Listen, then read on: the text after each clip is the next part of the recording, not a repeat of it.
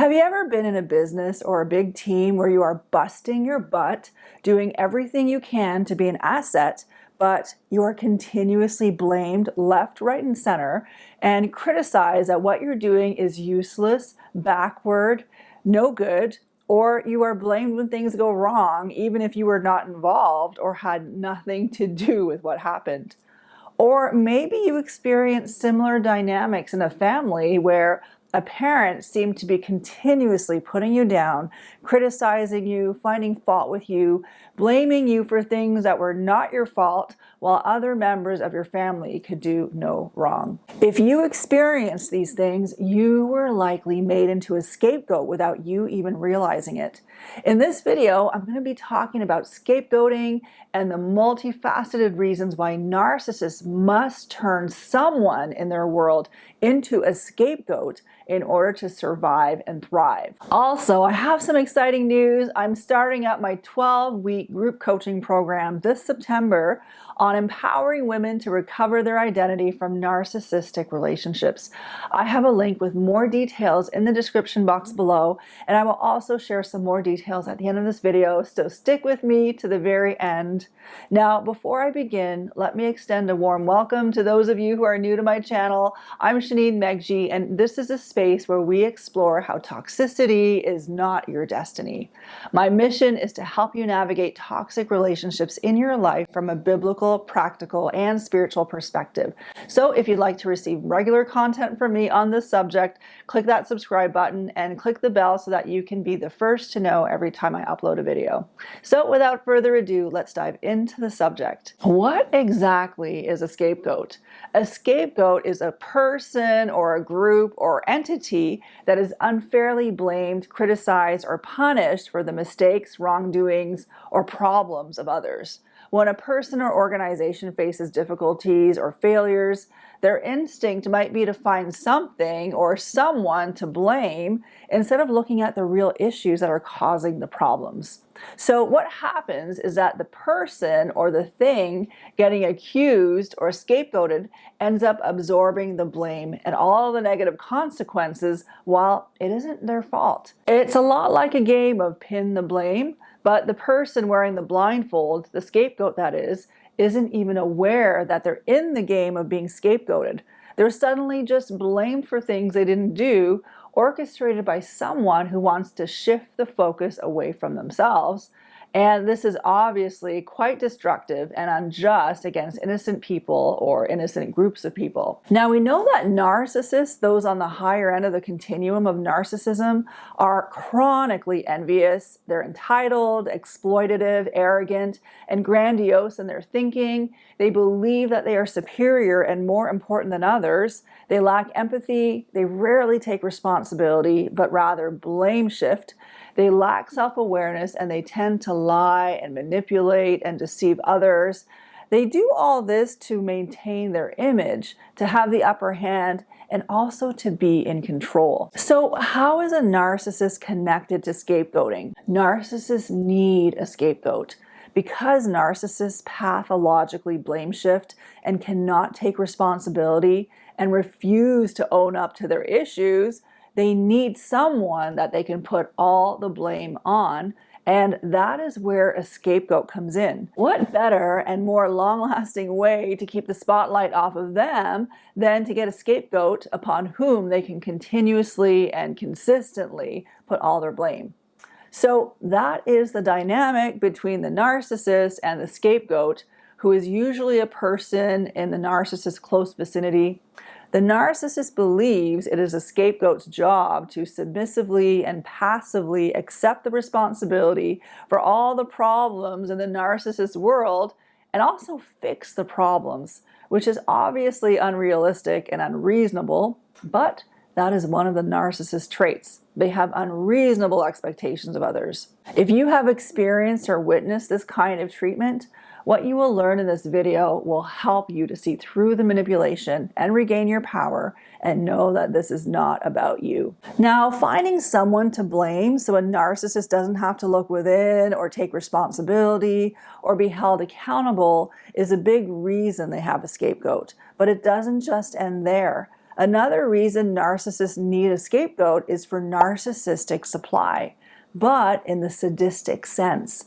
Just as narcissists are addicted to validation, affirmation, honor, significance, and importance as their drug of narcissistic supply to fuel their false persona, they also need a punching bag, which is the other side of the narcissistic supply coin. It's a more sadistic way that narcissists fuel their addiction to feeling powerful and significant and also in control. And the sick thing about it is that while a narcissist will treat the scapegoat like a punching bag by putting all the blame on them and making them suffer harsh consequences for crimes they did not commit, this setup also makes the narcissist look like the victim of the scapegoat rather than vice versa, which is exactly what the narcissist wants to portray to the whole world. If they can be seen as the victim, then this increases their dose of narcissistic supply from other people, and it also gaslights the scapegoat. Let's shift gears and talk about who is likely to be the scapegoat. The selection of a scapegoat within the family dynamic can depend on various factors, including the personalities and role of family members, the narcissist motivations, and the overall family dynamics. So I'm going to give you a list of some individuals who might be more likely to be the scapegoat in a narcissist family. So number one, the independent thinker. This would be a family member who challenges the narcissist's beliefs or behaviors and who refuses to conform to their expectations. Number two, the assertive individual. This would be someone who asserts their independence, sets boundaries, and refuses to be manipulated by the narcissist's control tactics. Number three, the sensitive or empathetic person. This is someone who is sensitive, empathetic, and caring, which could make them more prone to tolerate mistreatment. Number four, sibling rivalry. If there is rivalry or competition between siblings, the narcissist might choose one sibling as a scapegoat to create division and maintain control over family dynamics. Number five, different personality. A family member with a personality that clashes with the narcissist might be targeted as a scapegoat due to the narcissist's inability to control or manipulate them effectively. Number six, the black sheep. A family member who has been viewed as the black sheep due to differences in values, lifestyle, or behavior might be more likely to become the scapegoat. Number seven, previous conflicts. If there is a history of conflicts or unresolved issues between the narcissist and a particular family member, that person might be more prone to becoming the scapegoat. Number eight, sacrificial role. Some family members might unconsciously take on the role of scapegoat to shield other family members from the narcissist's anger or manipulation. Number nine, lack of support.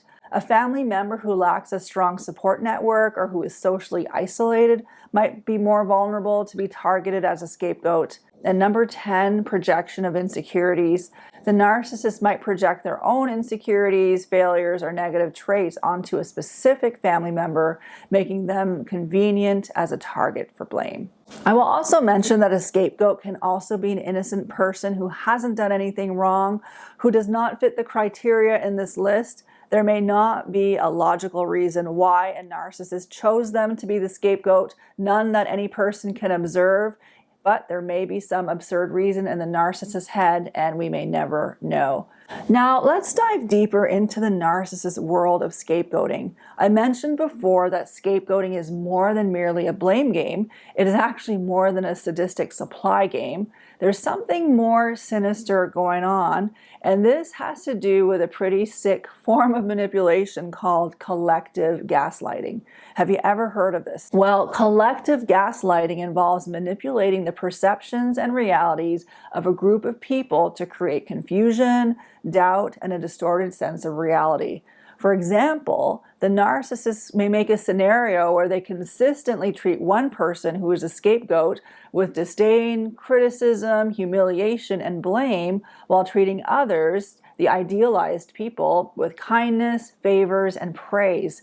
So this stark contrast in treatment makes the scapegoat question their perception of reality, since they're witnessing the narcissist being kind to others and wondering why they're being treated so differently and if something is actually wrong with them. And it also causes the people being treated very well to be tempted to look down on the narcissist scapegoat, to possibly judge them and think that there must be some severe flaws with the scapegoat. Otherwise, they wouldn't be treated with so much contempt by the narcissist. And this stark treatment between the one who is scapegoated and those who are idealized also tempts those who are idealized to do everything they can to stay on the narcissist's good side because they don't want to share the same fate as the scapegoat. And this is precisely what the narcissist wants. They use the scapegoat as an example to the rest of the group or the family unit to communicate how not to cross the narcissist, lest they end up in the same boat as the scapegoat.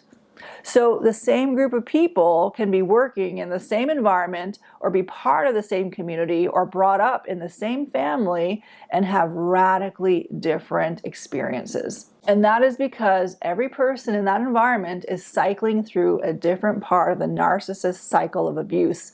Some people in the group are being idealized while others are being devalued or even discarded.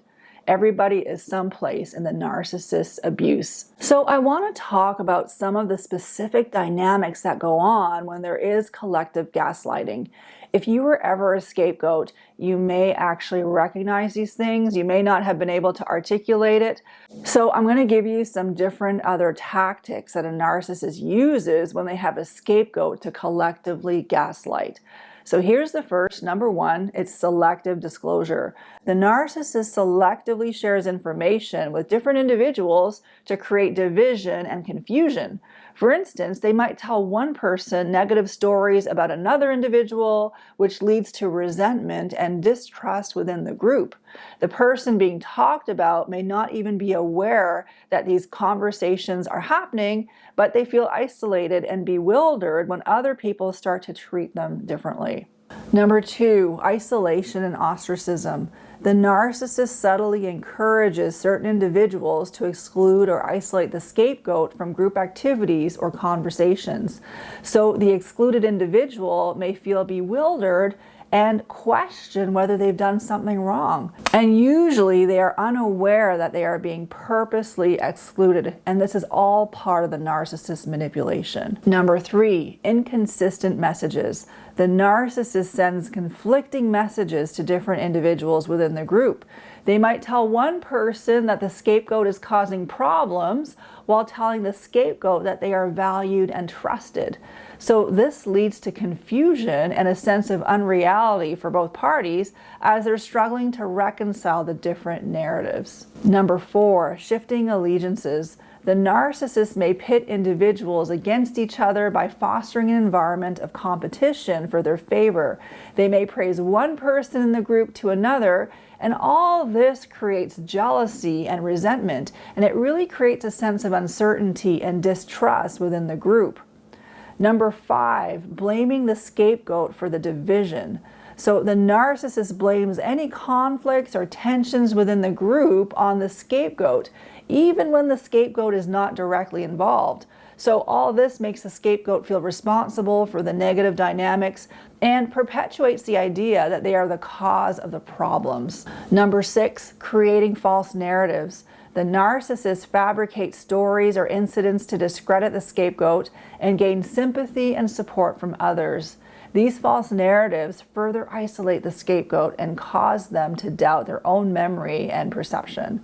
Number seven, public shaming and praise. The narcissist may publicly shame the scapegoat by criticizing them in front of others while simultaneously praising others for their successes. This creates a stark contrast that makes a scapegoat question their worth and abilities. Collective gaslighting is a powerful manipulation tactic that aims to control and divide a group by distorting reality and perceptions. This type of intimidation and psychological manipulation is an absolute evil. It triangulates people against each other and destroys close relationships. It has the power to break apart families, split up churches and ministries and communities. It also isolates victims of narcissistic abuse from getting support that they need, and actually re-traumatizes them because they're not only being gaslit by the narcissist, but also by the people who ought to be supporting them. But those very people often unknowingly only perpetuate the narcissist's abuse. And it's all of these things that give the narcissist their sadistic supply to feel very powerful and in control. And I'm telling you that any pastor or spiritual leader or boss or any person for that matter that practices these kinds of manipulations is committing a serious offense. God considers it an abomination against him. And here is scripture to back it up. There are 6 evils God truly hates, and a 7th that is an abomination to him: putting others down while considering yourself superior, spreading lies and rumors, spilling the blood of the innocent, plotting evil in your heart toward another, gloating over doing what's plainly wrong, spouting lies and false testimony, and stirring up strife between friends. These are entirely despicable to God. I want you to remember one vital truth. If you've ever found yourself in the crosshairs of narcissist blame, it is not your fault. Scapegoating is not a reflection of your worth or your actions. It is a mechanism that the narcissist uses to cope with their own insecurities and avoid taking responsibility. Your authenticity, your perceptiveness, those qualities that make you who you are, might have inadvertently placed you in the role of a scapegoat.